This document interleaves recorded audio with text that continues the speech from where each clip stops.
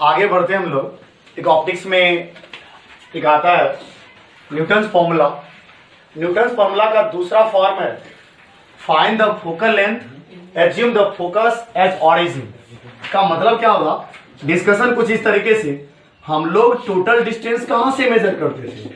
हम लोग total distance पोल से मेजर करते थे। हम लोग टोटल डिस्टेंस पोल से मेजर करते थे। इस बार क्या किया जाए कि टोटल डिस्टेंस को फोकस से मेजर करना है। फोकस को क्या मानना है? ऑरिजिन या नहीं तो पोल मान लेना है।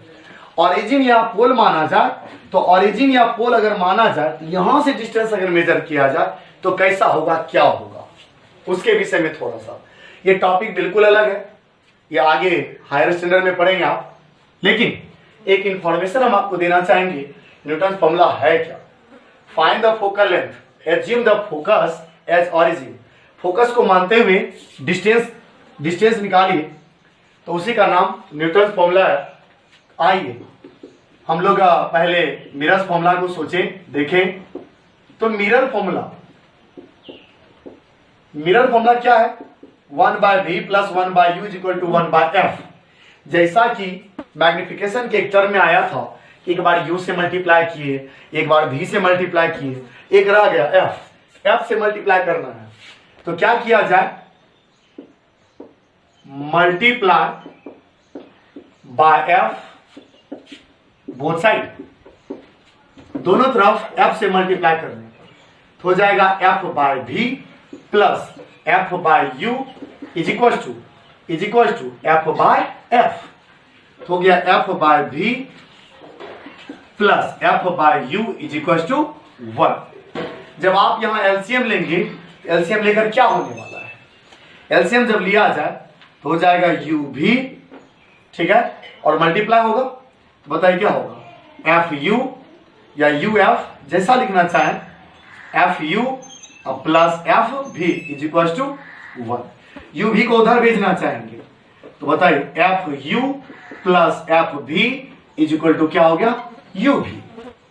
इस दोनों को भी उधर भेज देते हैं, इधर बचेगा क्या? 0, उधर भेजिए uv, उधर जाकर होगा माइनस fu और माइनस क्या हो जाएगा? fv।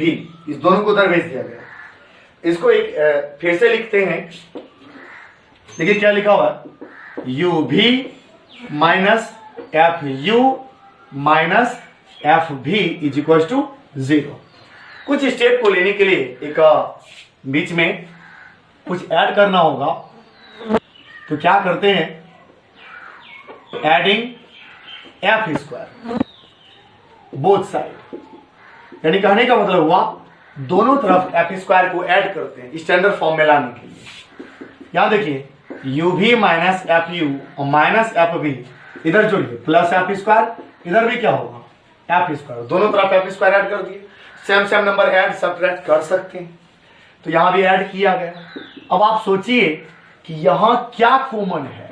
दोनों, इस दोनों टर्म में u कॉमन है, तो क्या बचा? v minus f। यहां पर क्या कॉमन है? f, तो माइनस f लीजिएगा कॉमन, तो बचेगा v प्लस में और f माइनस में। तो हम लोग फैक्टराइजेशन कर रहे थे, तो फैक्टराइजेशन जब कर रहे थे तो फैक्टराइजेशन सही तब होता है जब ब्रैकेट का दोनों सेम हो जाए। तो सेम है, तो दोनों सेम है, तो दोनों को बाहर निकालिए। v माइनस f, ये क्या है? u minus f is equal to f²। यदि इसको x1 माना जाए, यानी v माइनस f को लेट कर लेते हैं, v माइनस f को x1 मान लीजिए और u माइनस f को क्या? x2 मान लीजिए। अब यहां पर पुट करेंगे तो क्या होगा? x1 into x2 is equal to क्या हो गया? f²। इसी फॉर्मूला का नाम रखा गया न्यूटन्स फॉर्मूला। एक बात और बताना चाहेंगे, जो आप v माइनस f देखते हैं, ये इमेज का डिस्टेंस फोकस से है। u माइनस जो आप देखते हैं, ऑब्जेक्ट का डिस्टेंस फोकस से है, तो इसको आप ब्रैकेट में डाल सकते हैं, distance of image from focus, और ये है u लिखा हुआ है distance of object from focus. इस तरीके से आपका ये टॉपिक न्यूटन्स फॉर्मूला कंप्लीट होता है। v माइनस f x1 है, जो v से डिफरेंस करेंगे तो डिस्टेंस फोकस से हो जाएगा। यही तो टॉपिक, और ये हो गया फोकस से डिस्टेंस ऑब्जेक्ट का। तो यही तो टॉपिक था, find the focal length, find the focal length assume as focus as origin.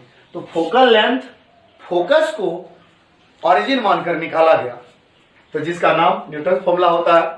और इसको आप 12th में पढ़ेंगे। यहां पर सिर्फ इंफॉर्मेशन दिया गया न्यूटन फॉर्मूला होता क्या है, x1h2 = f²। कभी कभार इसको x मानते हैं तो इसको y, यहां हो जाएगा x × y = f²। आप जो एज्यूम करेंगे वैसा होगा, आप अपने से बनाएंगे, समझेंगे क्या है, और बाकी अगले वीडियो में देखेंगे। फिलहाल के लिए थैंक यू, धन्यवाद, शुक्रिया।